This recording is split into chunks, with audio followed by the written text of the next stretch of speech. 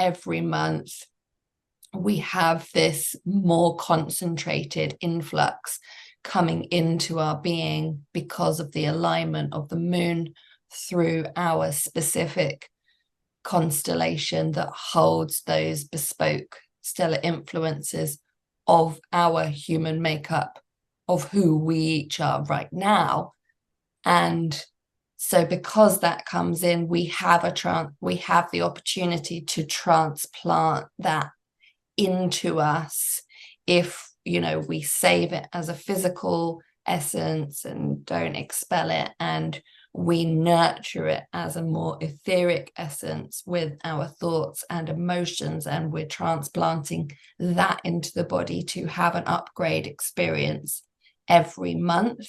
And then as a consequence of that, we will have the melatonin upgrades and the experience of bliss. But that's more of a byproduct of a much more deeper spiritual event happening each month.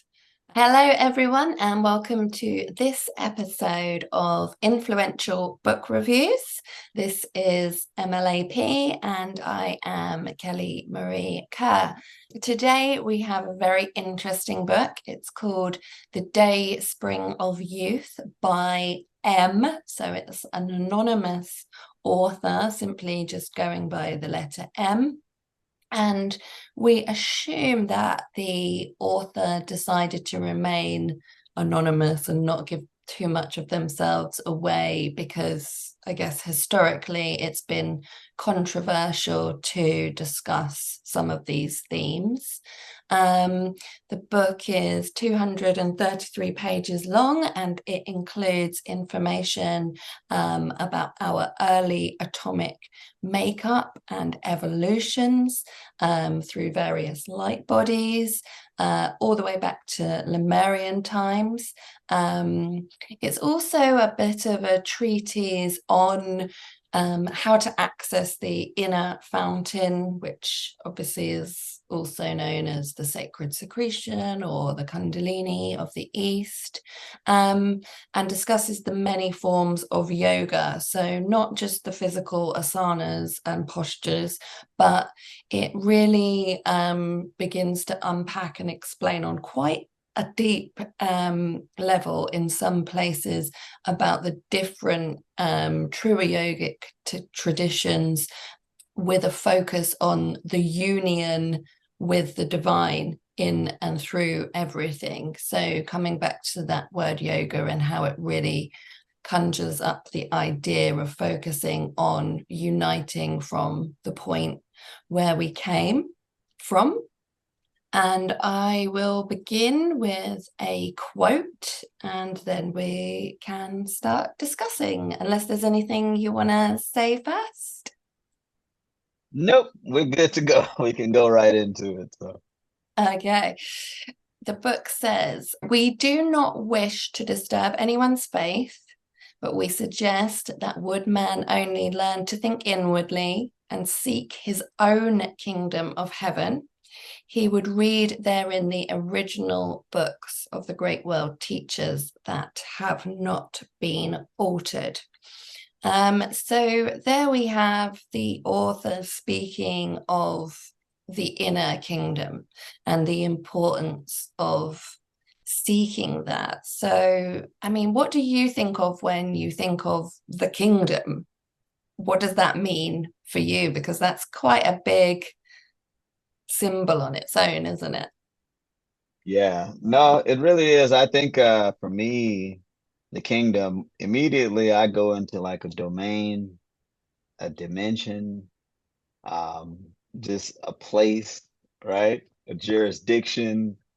And of heaven, I think in every system, heaven is associated with everything that's good, everything that's bliss, peaceful, abundance, joy.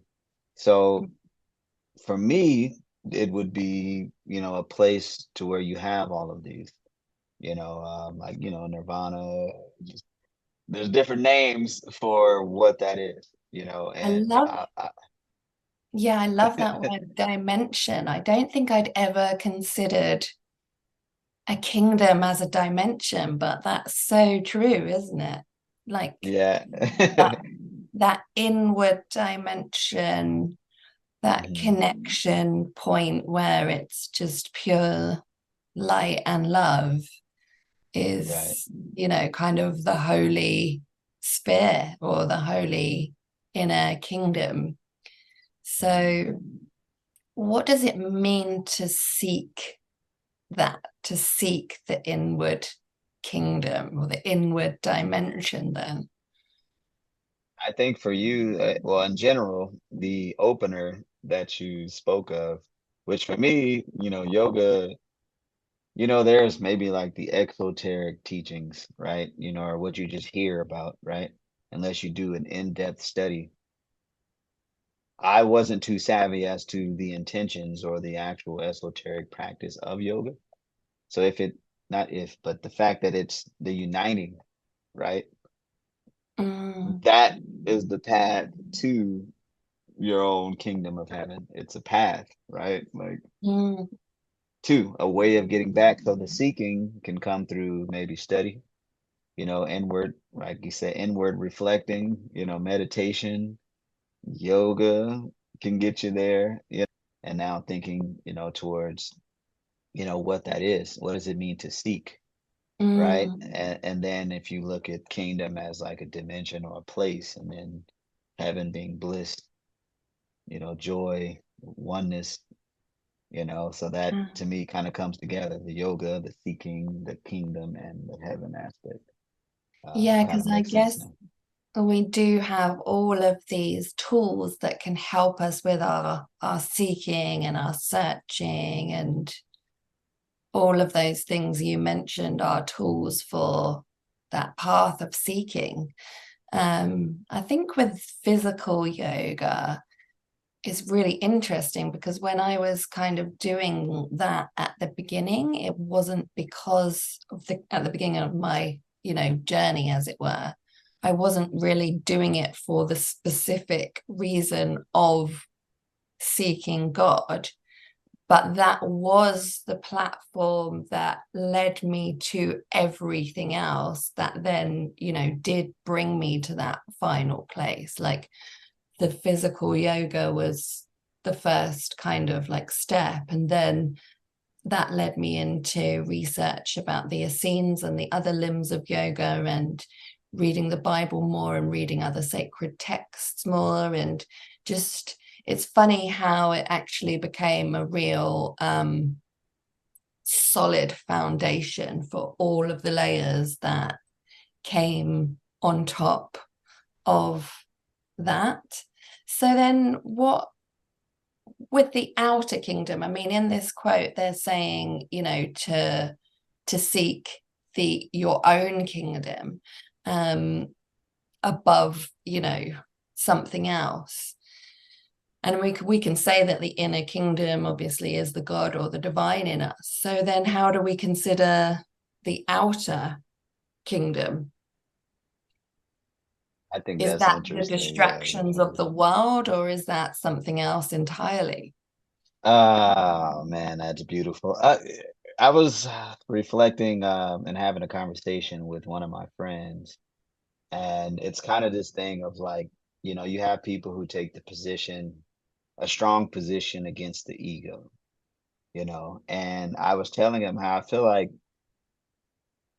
when people speak in that way of the ego, it's like they're using the word ego as shorthand for egotistical, Mm, right?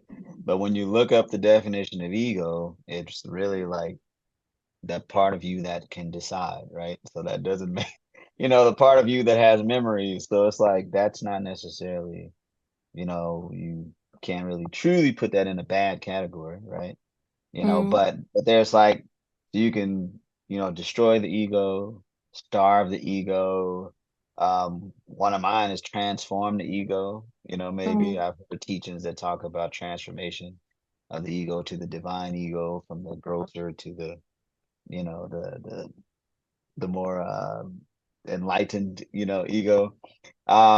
So even for me, that ties into this whole outer kingdom, right? So if the outer kingdom is, let's say, maybe the physical realm, I've heard people that take the position to basically hate this physical realm. The matrix is, trash, or this physical world is an illusion, like do away with it. And, but just like with the body, and I feel like the physical world is an extension of that, it can be used to transform, or lead you to the inner, kingdom, or it can lead you to connecting, with God, so it Mm, doesn't have to be something that you totally reject, or look down on, right? So I mm, think they both can, you know, serve, coexist.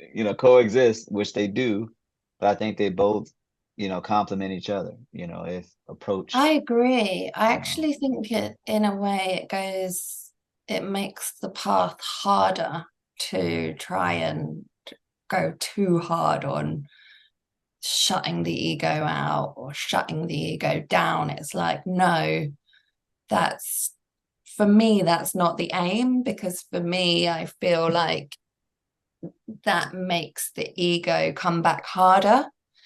So it's actually, I've found it of a journey of almost trying to soothe the ego in a sense of saying, look, I understand why you're having a big reaction to something emotional. I understand why you feel fear, or, you feel like suddenly competitive or threatened.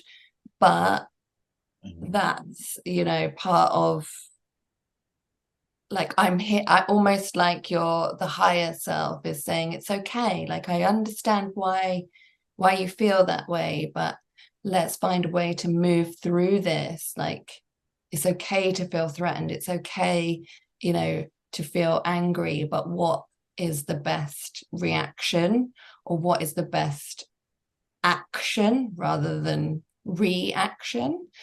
Um, but then also, I think that there's something to be said about how our intuition is quite on point in the moment.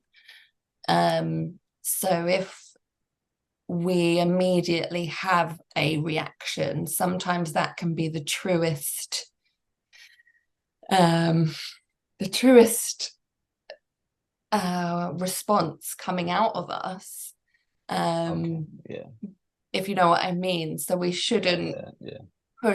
suppress that. But I Yeah. guess it's a way of combining the knee-jerk response with the like more meditated response, and making sure that it's balanced. I don't Man, know. see, yeah, that's a journey. No, I'm with you 100%. I took a test. Wow, a strength finder. It's a book. I think it's associated with Gallup. I'm not 100% sure on that, but anyway, at one of my jobs, they made us, read this book, and it told you your strengths. So they like interviewed all these people and made categories, and you had to use this card to take a test. And the test, it gave you, it wasn't just binary. So it was like maybe, four or five different responses, to a question. So they would say, like, if someone cut in front of you in line, how would you respond? And it was like five different ways of responding, but you had like a second or two to answer. So every response was supposed to be instinctual or deeper. So you couldn't kind of try to flub or shape to make yourself look good by the end of the test. So it was like, immediately respond, immediately respond. And so it gave you more of an accurate, like you said, a true meter or litmus test of where you're at. You're not Yeah. trying to mask or come off better than how you truly feel, how you, really your response in these situations, And so it was pretty cool. So that's what that made me think about, those your instinctual response, your immediate. But again, you can see, I mean, this week alone, I ran into a situation to where like had, the higher self not stepped in and, approached it, it could have went the other way, and Mm, I knew instantly in that moment. And you become more aware of where things can go, you know. mm. So I'm able to see like the full pattern, the full play out, and I like short circuit a lot of that stuff, I beforehand, think, yeah, I totally relate to that. There's a few characters in my world that I don't really have the choice as to whether to have them in my world or not. But I know that there's triggers that come up with, in certain conversations or in certain scenarios. And I think egotistically, I'd love nothing more than to just cut them off and be done. Because it can be really exhausting on your spirit to have to find new ways to navigate those waters and to find new ways to speak in a truthful way, but without offending, and to really be diplomatic, I guess, because also I think sometimes the ego just wants to curse and say, do you know what? I just don't agree with you. So just shut up or whatever. yeah. But obviously that can cause escalations, and it's not the right thing per se. So yeah, there's this huge ego kingdom to and fro going on, I think, at all times. Um, but yeah, I doubt there's one person like, alive in this matrix, as some people refer it to, which is in so many ways, because we are here kind of to learn in this university of life. I doubt there's anyone who doesn't get triggered by anything. And I think it's funny because in a lot of traditional yoga settings, you would take yourself away to an ashram and do all these meditations and do all this deep soul work. But then when you come back to like the real world and you're surrounded by worldly people, to remain centered in that bliss, in that peace and focus that you found, um, can be quite hard, I imagine, even for the most advanced gurus or adepts. Um, because, yeah, how could it not be? But I guess once you start really forgetting self and focusing more on our connection and the unity between us all, and your compassion grows with your practice, it's easier to let certain things slide and to not have the last say on things, or to just really meet people where they're at, Yeah. um, Mm. and not even worry about whether they're teaching you or you're teaching them. Like, who cares? We're just all at the level that we're at, and that's a beautiful thing. Hmm. You know what? Everything you just said reminds me of frequency, right? So I notice it's like, let's just say whatever energy a person's giving out, right? We know Tesla, Nikola, the whole like energy, frequency, and vibration, right? If you want to know the secrets of the universe. So like, even if there's an employer, right? There's a director of a department, right? And she's has a certain frequency. She comes in at a certain frequency. That frequency goes out within the whole department, from the director to the manager to the supervisor to the team, right?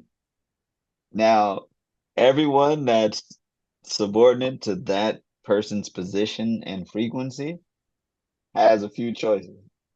They can match the frequency, right? They can change either their frequency or maybe the frequency that's coming down, or which a lot of people do, they avoid.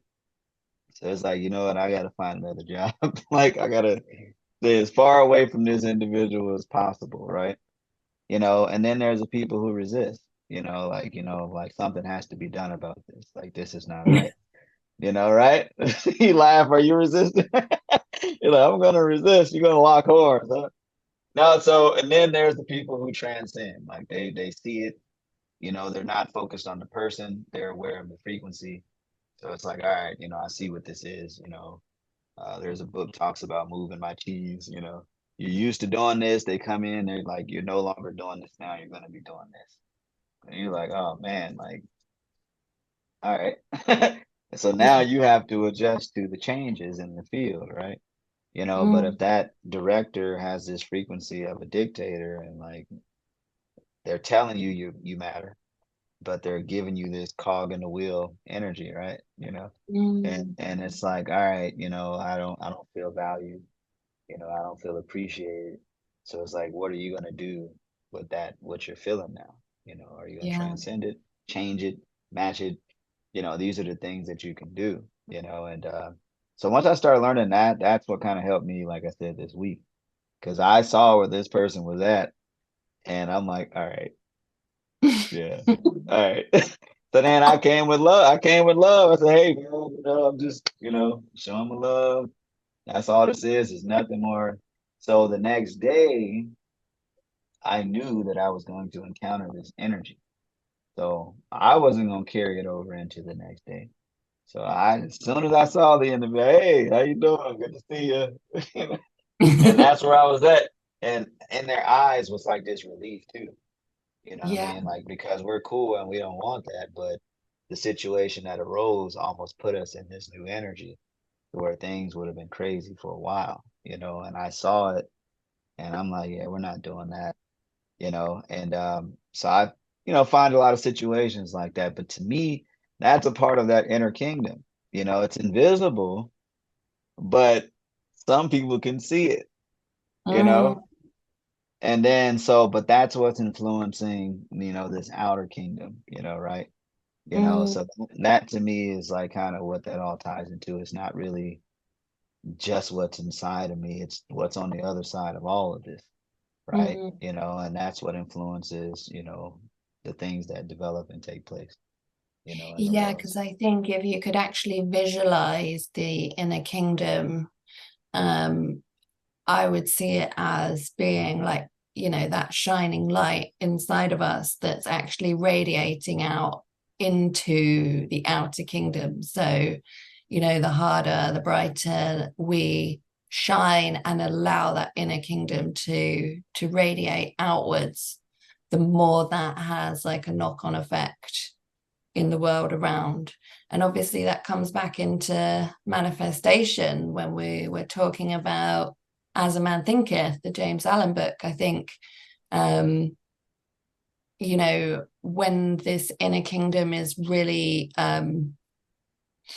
harnessed within, not harnessed, that's the wrong word, but when we really tap into it and when it grows in us and we just allow it and that love just springs forth and like oozes out, it changes everything around us, doesn't it? And Right.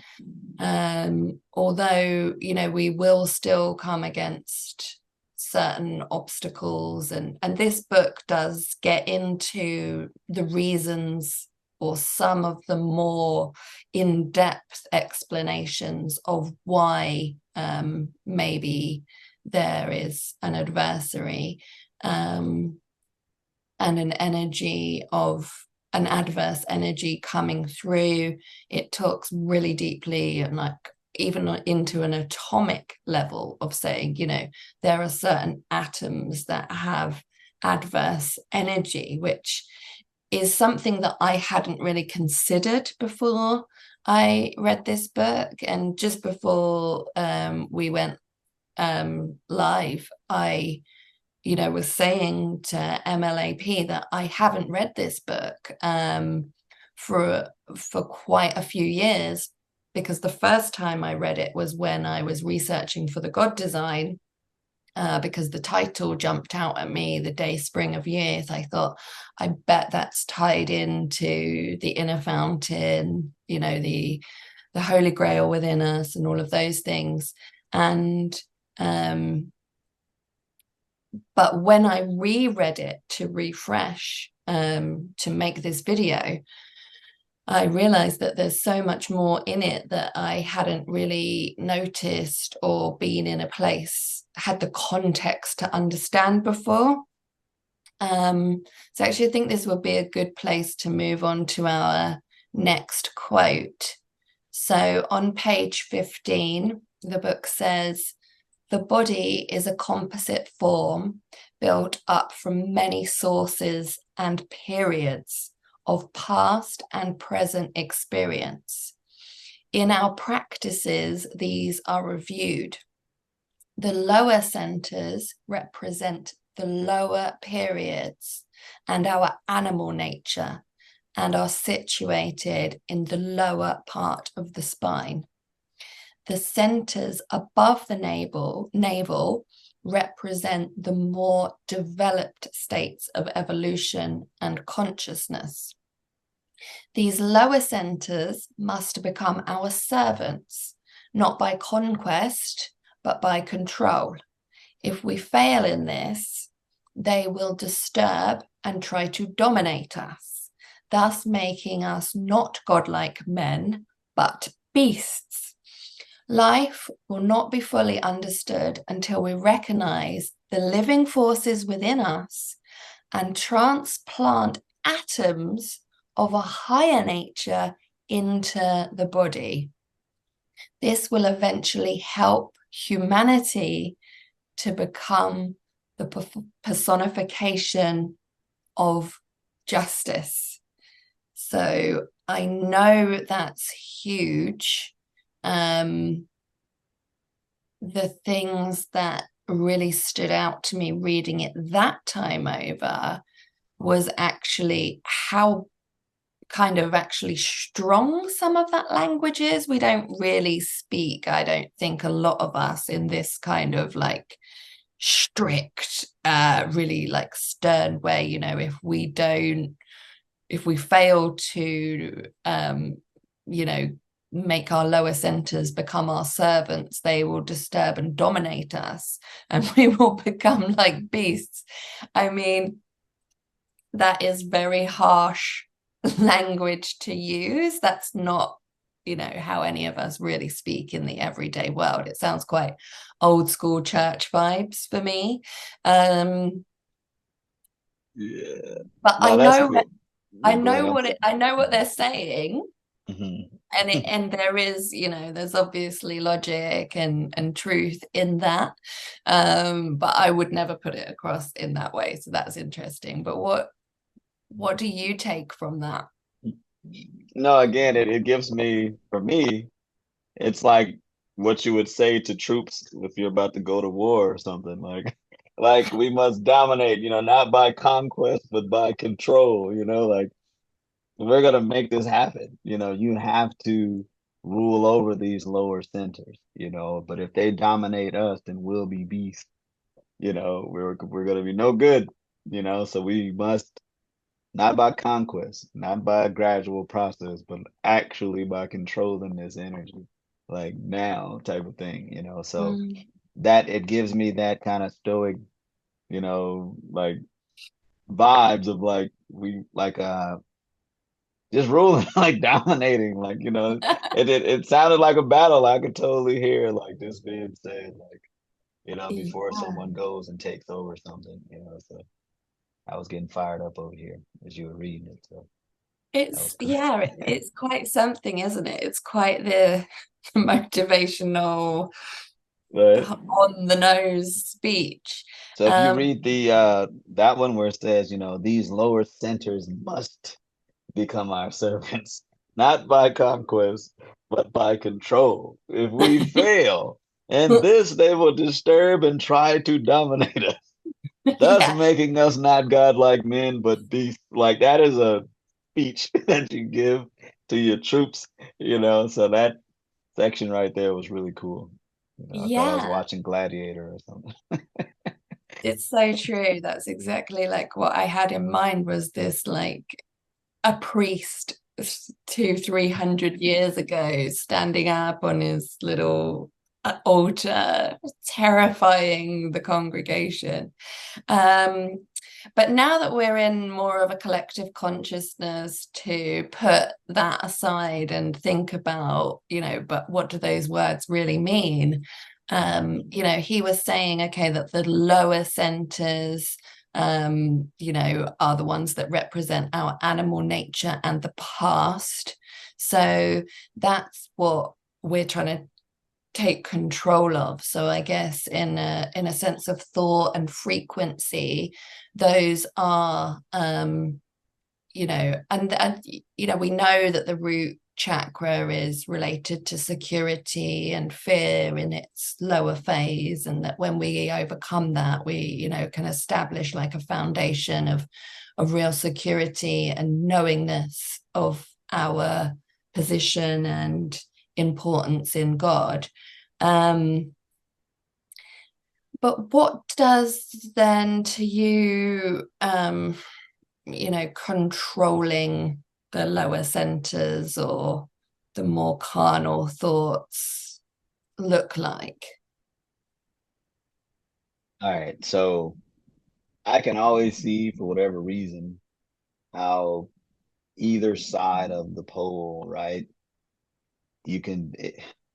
So I like shorthand, right? Good and bad. If we just want to put things in a box, I can see where the lower centers will keep you here, if you use them right, right? Self-preservation, like put the mask on yourself first and then save someone else.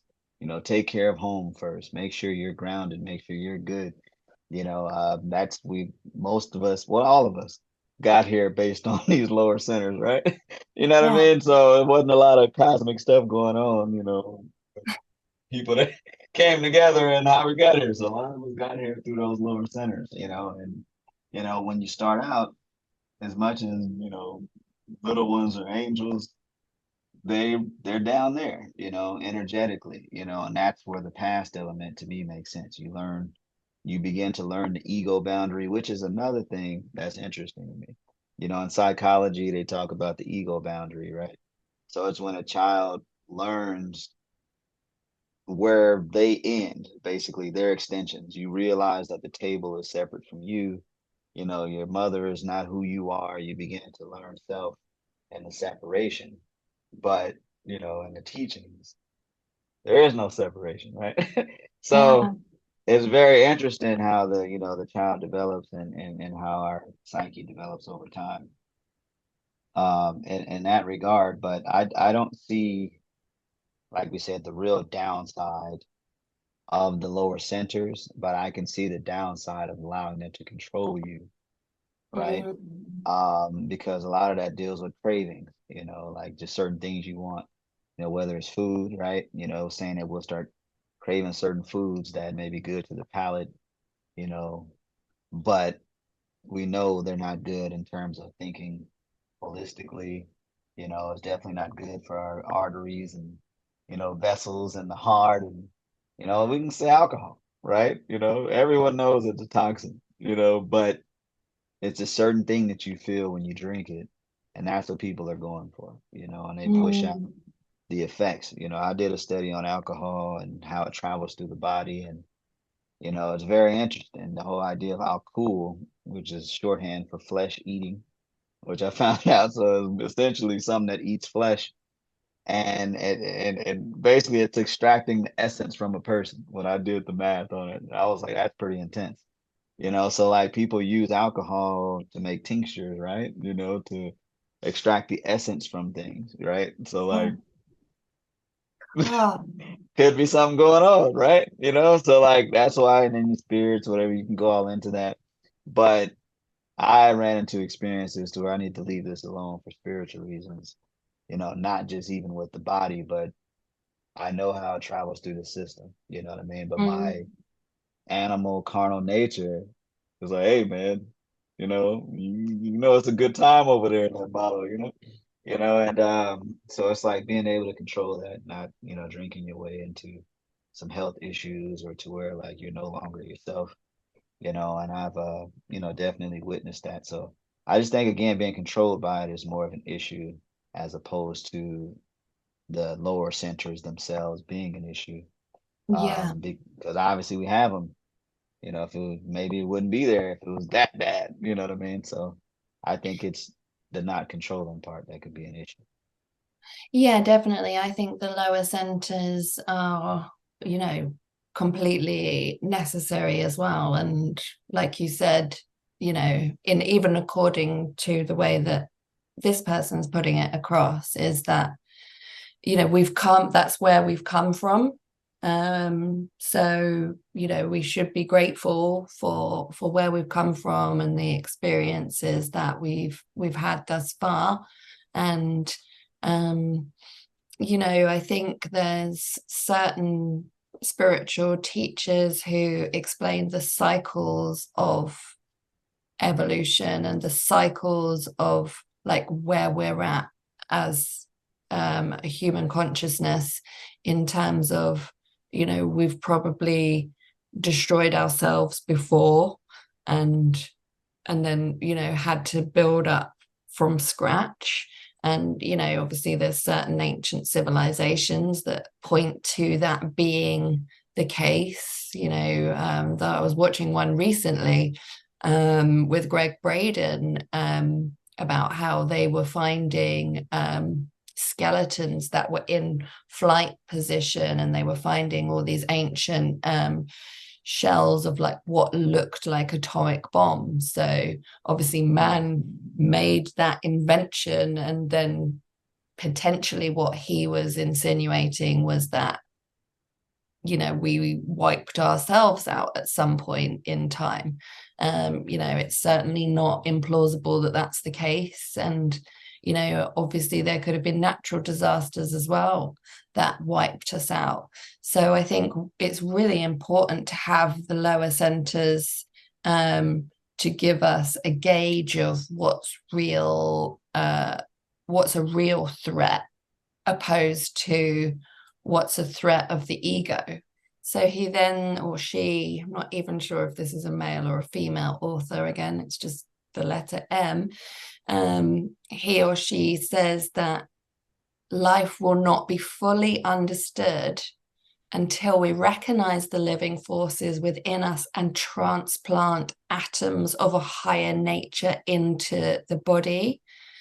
So originally, when I read this, I took this from the standpoint of the sacred secretion, that every month we have this more concentrated influx coming into our being because of the alignment of the moon through our specific constellation that holds those bespoke stellar influences of our human makeup, of who we each are right now. And so because that comes in, we have the opportunity to transplant that into us if, we save it as a physical essence and don't expel it, and we nurture it as a more etheric essence with our thoughts and emotions, and we're transplanting that into the body to have an upgrade experience every month.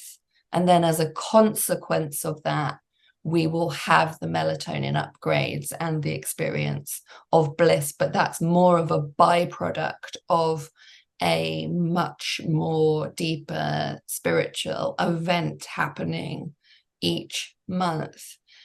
And so I know there's a book I've been reading recently that's specifically about saving seed and the atoms that are in seeds, and how there's an entire oak tree and an acorn and things like that. So maybe we can look at that at some point. But my point is that if in that specific book, they're saying that if all of us were saving seed at the right time, And we were all kind of living by this mode of being really conscious of our thoughts and feelings, and coming from a place of love and bliss, then those seeds that are being reabsorbed into the body and becoming higher atoms would actually have such a huge knock-on effect into the atmosphere, into every dimension or realm of being, that there would be no more natural disasters, and that actually all of these awful things that are happening on all the different, levels, whether it's political, natural, whatever, is a result of how we don't respect and learn to level up and save seed and, become enlightened on that ladder, if you like, of enlightenment. Yeah, I massively digressed. I know. No, I'm like, no, no, man, listen. I mean, I love it because I'm an active listener. I'm totally listening. I don't miss anything. At the same time, it's triggering these ideas and portals of understanding. But I'm here with you, right? So as you were describing it, I'm like, all right, so I would say I'll jump out on a limb and say everyone who's got into any kind of spirituality, these spiritual systems, all of them somewhat talk about the oneness, like everything's connected, right? And I know early on in my journey, like you were saying, you got into yoga, you didn't go to find God, right? But you found that God, and excuse me, the yoga element, so for me, same thing happened. Like I had dreams like about me not knowing who I was. So I went on this journey of self-discovery. And then through that, I directly connected with God. I directly found out about how the universe works. I noticed that when I changed, everything around me started to change, right? So then there was this whole discovering of the connectedness, of all things, right? And so as you were describing, whatever you got going on and leveling up, then it begins to change what's going on in the atmosphere, and I was like, dang, like, me being into music and audio, and one of the biggest things for an engineer or musician, and, in music is called signal flow, right? So a signal traveling and being affected and traveling somewhere else, it's like you talked about it in your books, you know what I mean? The signal coming in, it doesn't just stop, so it's coming in and it's going out and it's coming in and it's going out. So that's happening with everything. So it totally makes sense that whatever we're sending out, however we're not going to use the word manipulating, however we're responding or processing these signals and sending them out, it's affecting everything, And so like these ideas, all of a sudden you have a revelation or a eureka moment. It's like that thought was being sent, or you were getting to a frequency to where now that thought can reach you. You know what I mean? So you hit a frequency to where you didn't have to use. That's a whole nother conversation. You didn't even have to. Oh man, because these dreams, like I have a lot of cool dreams. I don't know if I can call them dreams, but you're pulling in energy and ideas from a different place based on where you're at within yourself, and what you're thinking with, right? So that's kind of the thing, of that where you took me with what you were saying, you know what I mean? So like it's like you want to change the world, change yourself, like that statement, right? You know? So even the whole be the change you wish to see in the world. I told you when I first saw that, it was like, if you want the world to be more loving, be more loving. And So I feel like it's weird because even as a child, I had this kind of vision of Eden, if you like. And I know that Eden, could be a consciousness of like, perfectness and peace and love and all these things, beauty. Um, going back to that idea of the seed again, like everything grows in Eden, right? So when you get bliss consciousness, you're blossoming out all over the place because you're in Eden consciousness. But also, like with the Lord's Prayer, on earth as it is in heaven, and thine is the kingdom, the power, and the glory forever and ever on earth. Amen. I used to always think of Eden when I was, for some reason, every time we'd say that in church, I think, how do we make Eden happen here on earth as it is in heaven? How do we make this perfect idea of Eden manifest on earth? And I guess, I would love to know, is it truly possible that if we all went, hard enough into and focused in enough into Eden consciousness, would Eden manifest for all of us over, the whole world? Like, would the divides change from first world to third world? Would the weather change and become less volatile? Would, the natural disasters that we're experiencing change? And if we truly are able to manifest absolutely anything, then that should be a possibility, right? Right. Right. Yeah. I mean, But you're spot is it? on. Like, yeah, right. I'd like to believe it. Obviously, I haven't seen it, you know. But I'm sure there are studies or examples, of people, tapping in, and obviously it's in a lot of, it's in the alchemists, it's in, other things, people affecting weather, shamans, and going, being able to communicate, with the environment and the atmosphere, and actually bringing rain, bringing the sun, and these different things. And again, I'm not going to take a strong position and say these things can't happen, and but I know we influence, our environment, and our environment influences us, so to what degree, I'm not 100% sure. We've seen it in the Kabbalion, that's another text that talks about, demonstrations of that, people who've came, like yogis, right? Different people who have been able to, influence, the earth, and the things that happen based on where they were at within themselves. I Mm, just collectively, I would love to see it. And I truly feel like it's gonna happen, and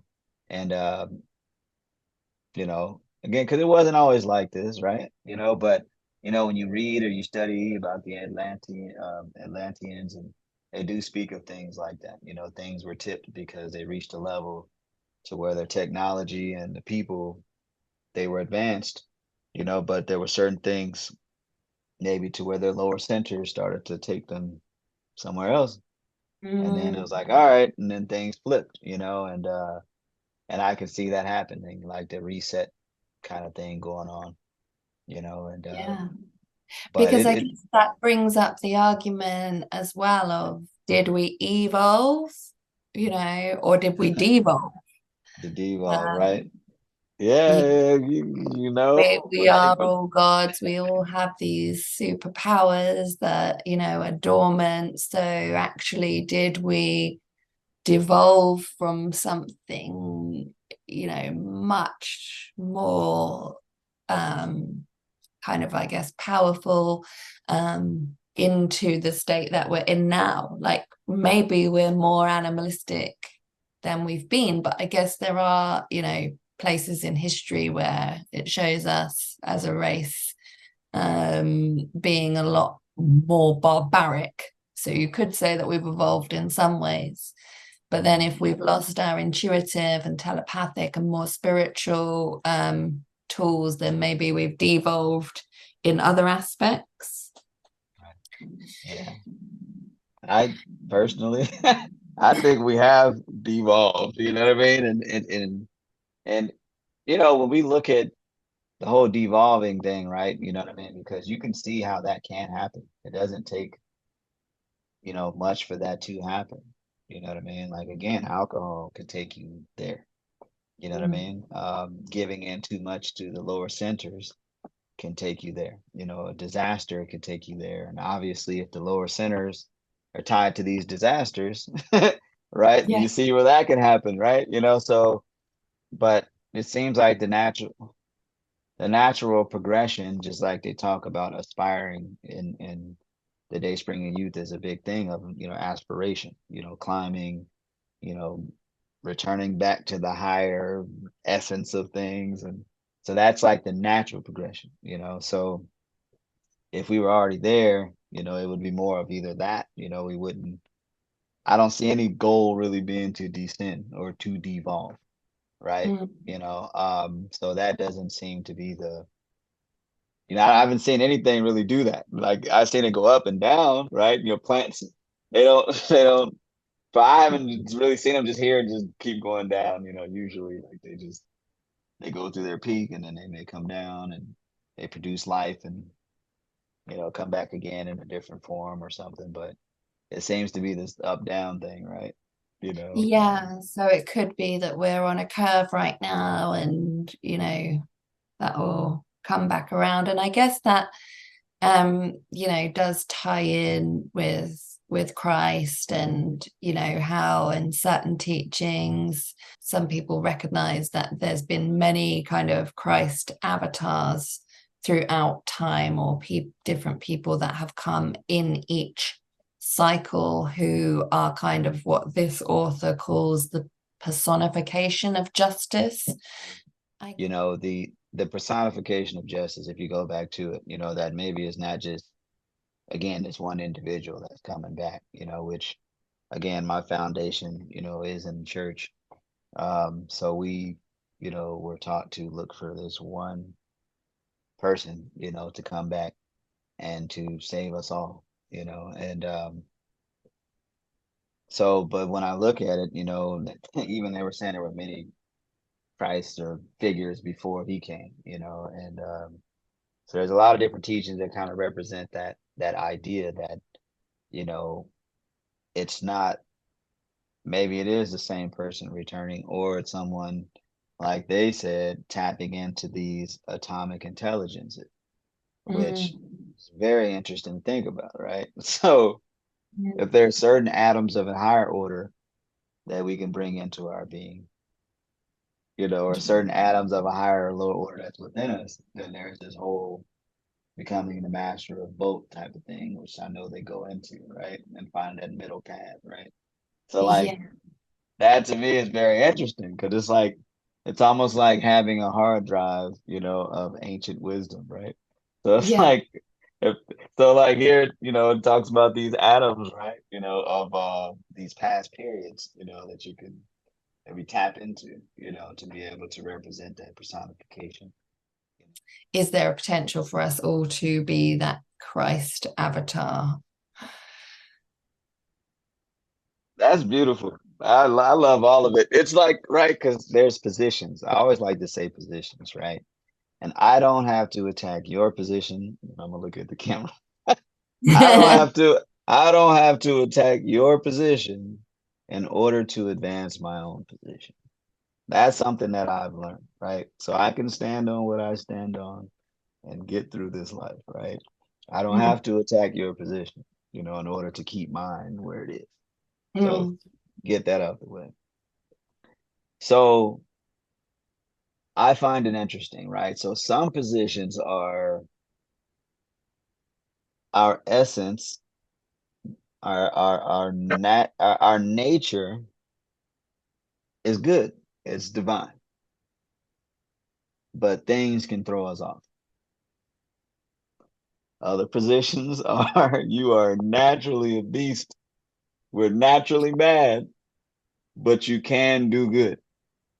You can, you know, be civil, right? You know what I mean? So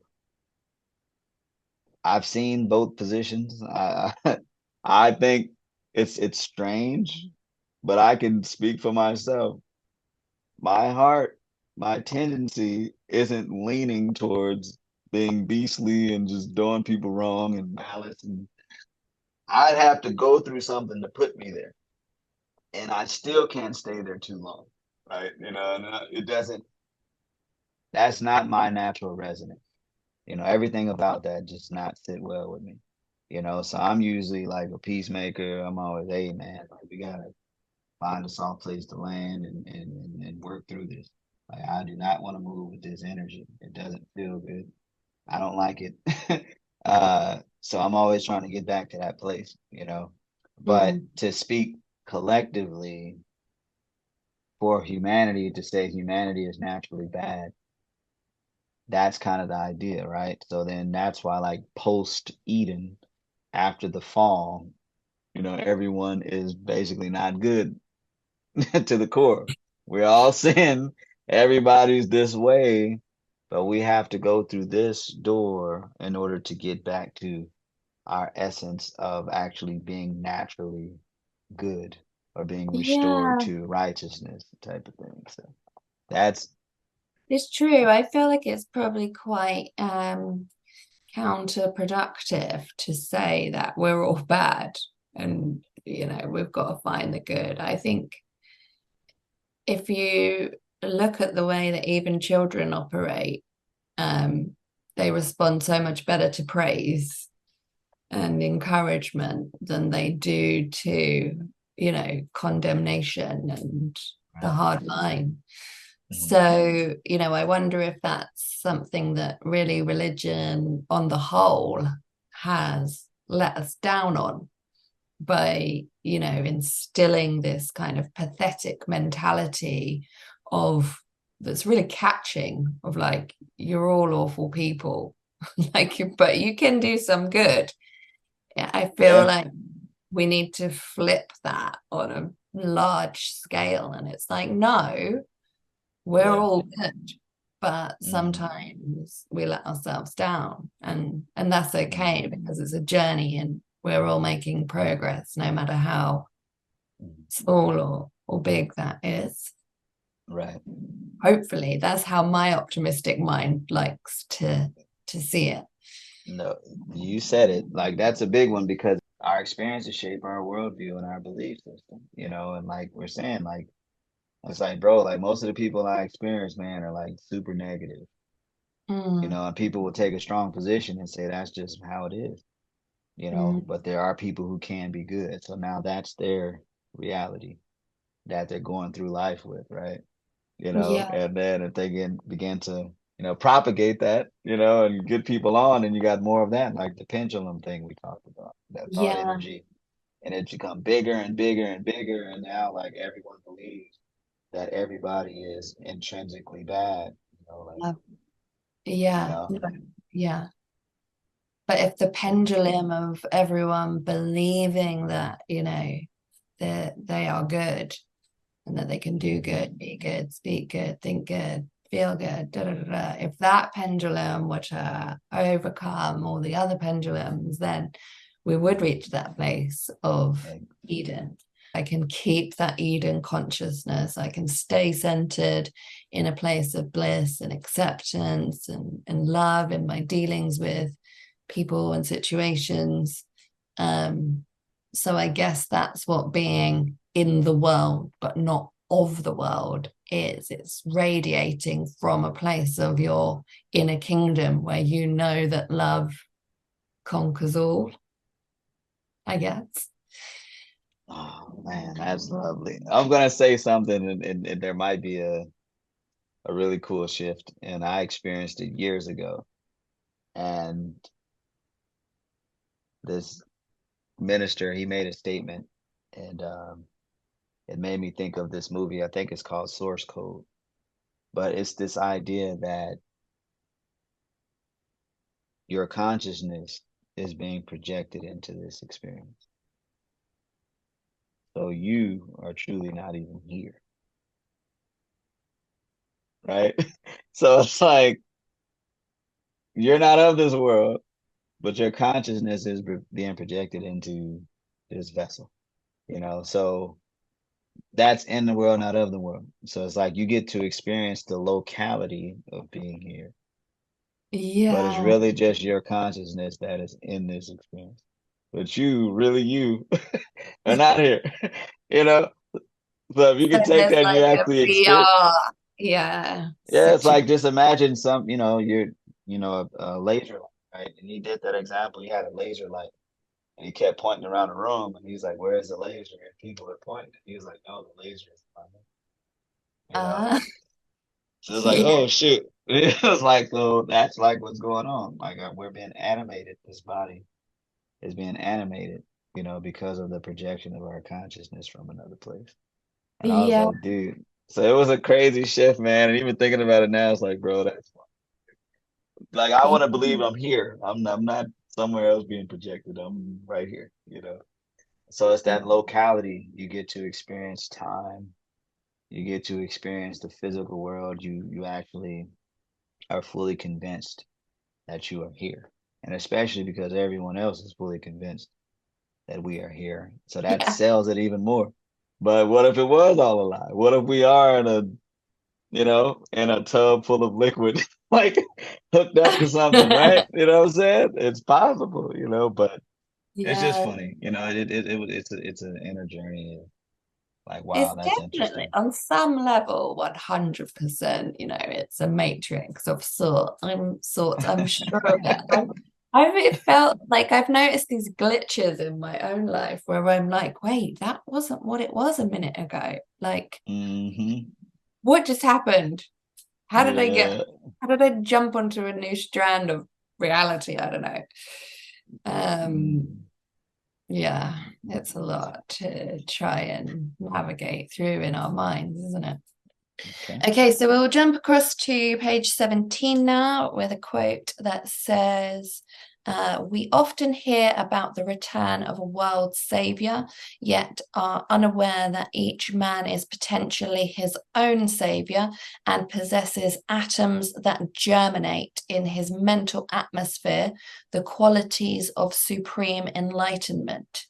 This initiate atom dwells within every living being as well as within man, but only appears when we have entered the deeper states of our inner world.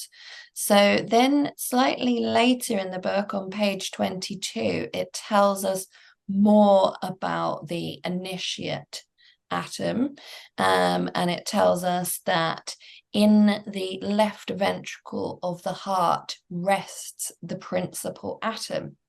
That minute model the physical body must eventually conform to in its progress. This is a spinning body living with its own atmosphere and is called the master builder, for it has charge over all the constructive principles of our physical body. The master builder rests in the purest blood of the heart in absolute authority over the atoms that obey it. Wow. Okay, so I know in yoga we talk about the heart center or the Hrit Padma being the center of our being, and how meditations into the heart and tapping into the heart and breathing into the heart, and imagining the heart being flooded with light and filling the body, is one of the central themes of yoga. And we talk about the heart being the kind of, more so than the solar plexus, central hub, because it's the central chakra. There's three below it and three above it, so it's almost the dividing point of heaven and earth, if you like.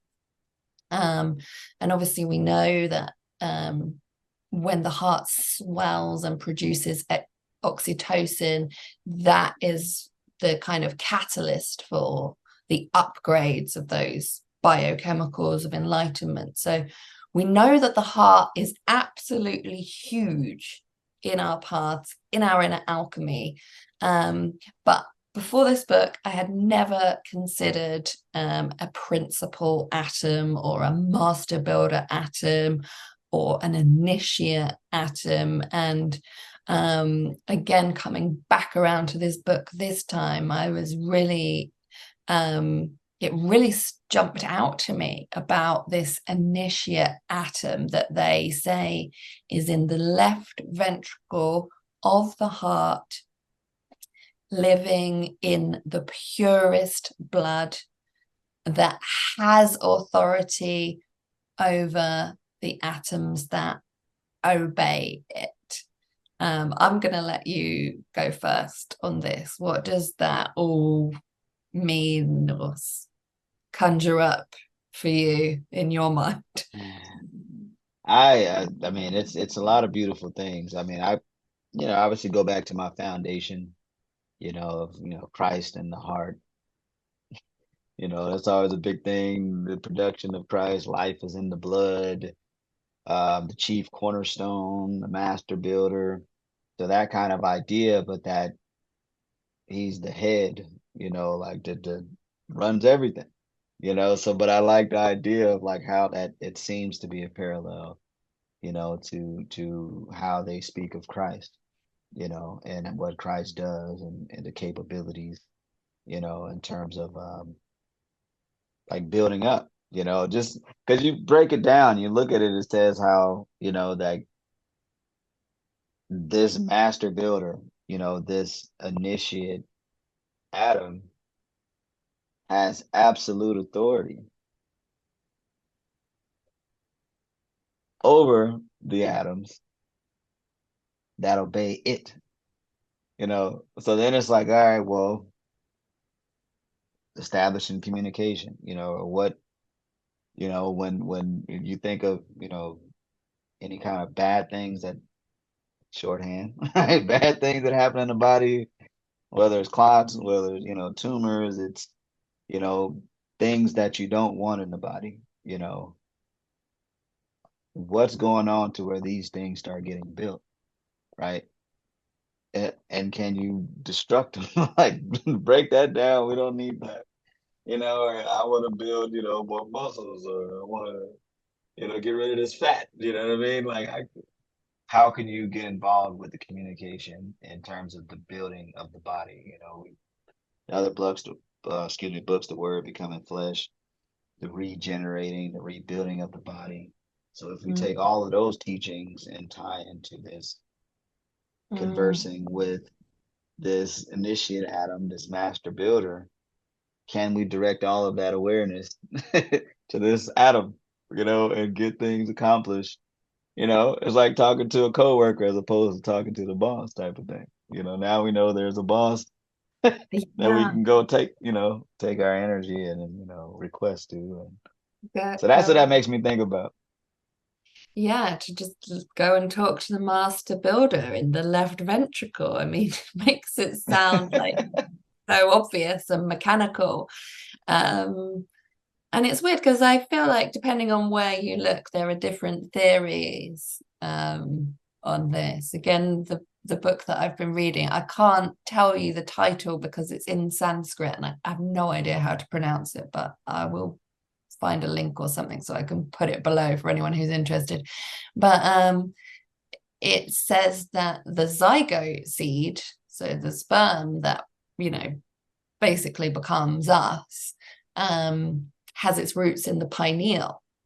So that the head, if you like, of the spermatoza and the spine, the tail is the spine, and that main like atom that builds that zygote seed is, actually rooted in the pineal. So I guess this is different with what they're suggesting of, this, is it like, oh, well, that's maybe the root of our physical body, but then this heart connection, this initiate atom is, one of our other bodily sheaths or somatic divisions. Is that the center of our spiritual body. I know for Mm. me, when as soon as I feel something, I feel it in my heart before I feel it anywhere else in my body, whether it's something fantastic or something really devastating. I immediately get like, right in there, right in my chest. It's like, wow. Yeah. And I don't know, like, I feel like growing up, I was told like, oh, that's because you're a sensitive person, that you take everything to heart. But Mm. actually, I think there's something really in that, that Mm. saying, don't take it to heart. It's like, Mm. yeah, like don't take down your initiate atom with all of that like worldly junk. Like, you know, Wow. keep it out of that sacred space. There's a scripture. It says, protect your heart. That's where your life comes from. The heart is, yeah. Whew. You got the lion heart, so much amazing symbology of the heart. Jerusalem is related to the heart. And Mhm. yeah, Mhm. so I think it will be pretty cool to talk quickly about the opposition of that Mhm. initiate seed. So on page 31, the Dayspring of Youth says, people controlled by the powers of the secret enemy discharge these foul qualities into the atmosphere. And sensitive people are not immune from this if they have not positive minds and the gift of sound bodies. Depression and anger are the two doors through which the influences of the secret enemy enter. And when this occurs, diseased germs invade the body. Anxiety and poor food will also destroy our aspiring atoms. Our salvation, therefore, rests upon the possession of a happy and mentally balanced atmosphere, for our happiness is their happiness, and our miseries are theirs also. Mm. Oh man, well you can go in, but I definitely I read a couple things that line up with that, a couple books that totally agree with those statements. So, but No, um you go okay. first. So yeah, I know for a fact that fear and anxiety does demoralizes the body.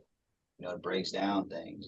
I've even seen again like how it produces cancer, and the environment that the atom and the cells, grow up in affects them, to where they start to basically die, and so I've seen, where our thoughts, trigger emotions and our bodies swimming around in this chemistry, right? These fluids, and they're either acidic, or alkaline, so love, we know like the positive emotions, bathe our atoms and cells and, this good environment, to where they can thrive, and you see it in the animal kingdom. And if there's a threat or anger and all this stuff, like there's no production of life, but if everything's loving, the environment is good, then you get, procreation, they reproduce, mitosis, meiosis, when it comes to the cells and stuff. So definitely I've learned that, stress, I think somewhere I read it was like 85% of diseases, come from stress. Like it's tied to asthma, all the blood pressure issues, headaches, all kinds of things that go wrong with the body. So um, definitely, making sure your thoughts and your emotions are in harmony, on the positive alkaline side of things is important. And again, opening the doorway to the adversary. You don't want to do that. You don't want to do that. Say, all right, come on, you do what you do. You came to destroy, and I'm ready for it. So let's go. So, but just that perishing from a lack of knowledge stuff, right? You don't know what you're doing to yourself. You're like, hey man, it's natural for me to get angry and want to mess stuff up, and you know what I mean? Like, but it's like, dude, you're being punished more so than somebody else when you're angry, type of Yeah. thing. So I've learned that, in my journey. So that's what I wanted to say. Yeah, it's so true. Um, it's funny how they word it, that, people controlled by the powers of the secret enemy. First of all, I can't help but think about it in a chemistry sort of standpoint of, again, secret relates to secrete and secretions.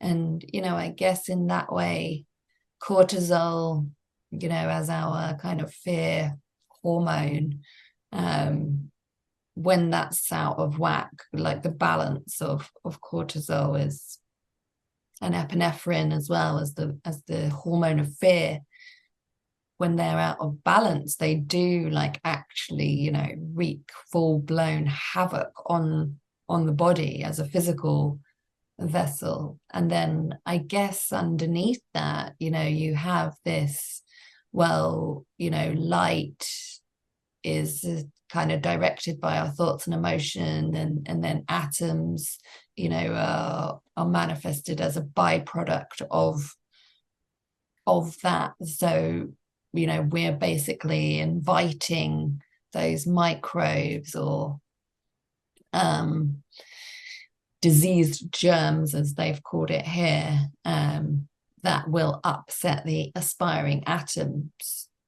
as that gateway of our thought and emotion. Again, we're actually, either knowingly or unknowingly inviting those invasions into our temple, as it were. Wow. I can't help but also wonder, the secret enemy. Do you think that has any power of its own?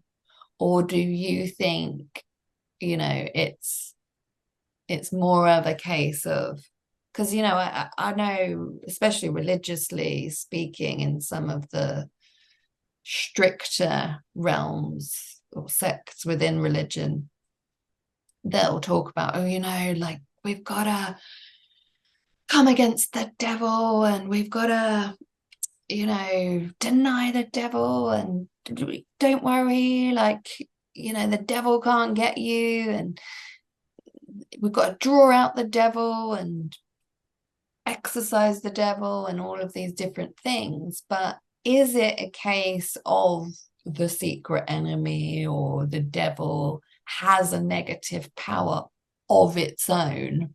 Or is it that we allow it to have, in the beginning point of existence, in the pure light and love, I see there as being no adverse energy at that point. So at what point does the secret enemy become even a notion? Hmm. Man, wow. Yeah, it's a couple positions, I've seen as it relates to that, right? So I've heard some, I think it might be the Kabbalion, but again, it's like they don't give, basically, it's like darkness doesn't exist, but the absence of light exists, right? So it's like the devil doesn't exist, but the absence of God is kind of that, right? So like hate isn't real, but the absence of love is real. So kind of like that kind of position, I've seen and heard that. Uh, I definitely think it's possible that something, I guess, malevolent, I think that's the word, something can exist that really wants the opposite, right? So it's not even that it's bad, right? So to some people, Jesus was a villain, right? Mm. So, right? So like it was a conflict of interest, right? So Jesus himself, so even, you look at, the devil, he may not even be bad. It's just that this is an opposing force. It wants something different. It wants the opposite. You know what I mean? And we can say that this is bad or this is bad, but you know, death is a part of life. Things leaving is a part of it seems like the natural flow of things. You know, things come and go, but it's like, well, we don't want anything to go. We want everything to stay. It's just Mm. like, if that existed, then it might be a little tricky, you know? So, Yeah. unless everything here is pristine, which is not, so it's like things been able to come and go, erasers exist, undo exists, delete. Imagine if you couldn't undo or delete or, so like these things have their place. I try to take the position that, it's all good and it's all God, and that kind of neutralizes the polarities for me, in my approach.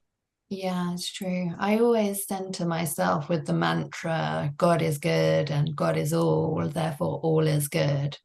And for Or, me, that really is the truth of things. I think it is the Kabbalion that word it in that way of, like ignorance is only the absence of knowledge and right. pain is only the absence of ease or health and all of these things. And it's true. If you're starting with perfection as being the first point, and then everything else is the potential for a secret enemy is anything that's a degradation from that perfect point rather than the opposite, you I think know? you just said it. That's what we were talking about earlier. So if there was an origin, something that was here first, right? So if you go based on that, right, there was chaos, right? But there was the opposite of that. Order came into chaos and Yeah. in creating and making all of these things happen. So um from that perspective, yeah, there's less or more of the same thing, right? Mm, So that's all you really get, is less or more of the same thing. So it's all good and it's all God. That's crazy. Like that's my shorthand, but that's you have funny. like a Yeah, full, thing. Like that's really cool. And that it centers me. And so I'm able to deal with people and situations a little yeah. bit better when I have that position on things. Anything, in fact, that I find hard to work through, or if I have a moment of like something jars me into like, well, where did that come from? It's like, oh, no, just remember, like, God is all and God is good. So there's some good in this. So it's like, accept it. And it's weird because I feel like it's at that point of acceptance and like gratitude almost for the challenge that you can almost see it being a turning point. Like you can almost see whatever it is beginning to take a change of form and to show what are the possibilities that have come out of this. I love that. I feel like the first time I noticed that happen in my own life, it was like such a blessing, such Mhm. a euphoric eureka moment. I was like, oh wow, like because even though that was so awful, like I just accepted it and was like, okay, there must be good in Right. there. What is Right. that? Like I'm grateful for this lesson. I accept where I am exactly right now. And then poof, like it's Yeah. it begins to change. Like I just remember thinking like, wow, that's so cool. Yeah. No, that's huge. I mean, even being in this office, I experienced that, and it's just a lot of lessons and a lot of the experiences, right? But if we look for them or we reflect, then we'll get them, and I say too, every yes and every no comes from God.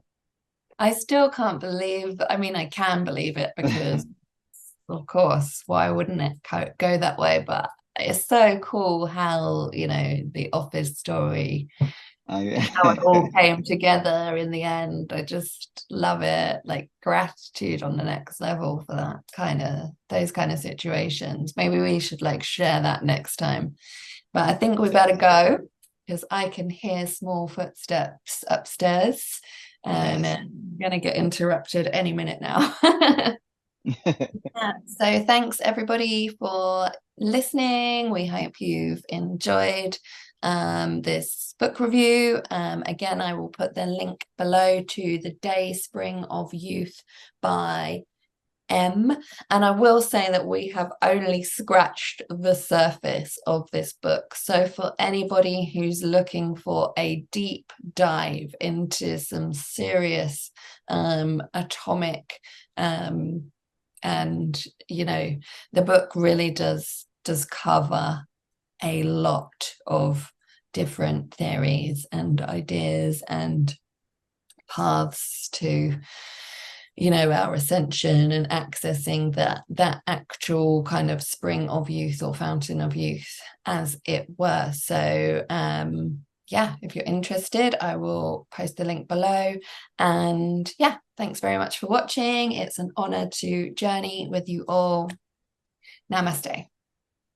Namaste.